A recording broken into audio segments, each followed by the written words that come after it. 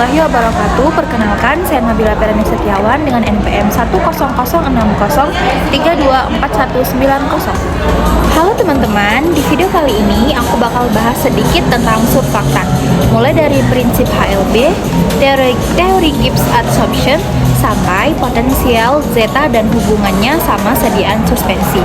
Topik ini tuh menarik banget karena ternyata hal-hal kecil kayak surfaktan ini punya peran besar banget dalam pembuatan obat, terutama yang bentuknya emulsi atau suspensi. Yuk langsung aja kita bahas satu-satu. Yang pertama itu prinsip HLB. Jadi, HLB itu tuh singkatan dari hidrofilik, lipofilik, balance. Intinya, HLB itu nunjukin seberapa besar sifat suka air dan sifat suka minyak dari suatu surfaktan.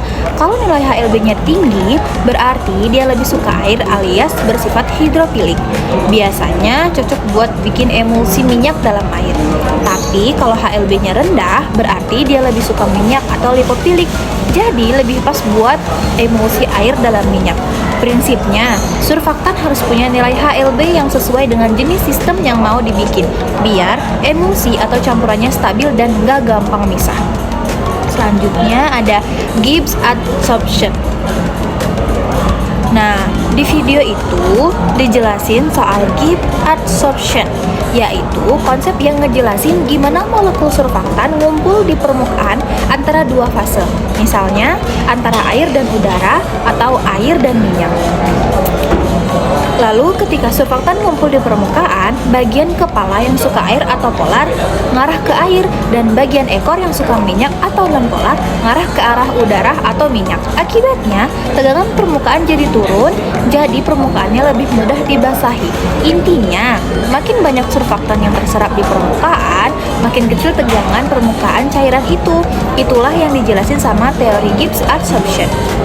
Selanjutnya yang ketiga yaitu potensial zeta dan aplikasinya di sediaan suspensi. Terakhir nih, potensial zeta itu bisa dibilang kayak muatan listrik yang ada di permukaan partikel koloid atau suspensi. Nilainya nunjukin seberapa besar gaya tolak-menolak antar partikel. Kalau potensial zetanya tinggi atau positif banget atau negatif banget, partikel-partikel bakal saling tolak. Jadi, suspensinya stabil dan gak gampang ngendap.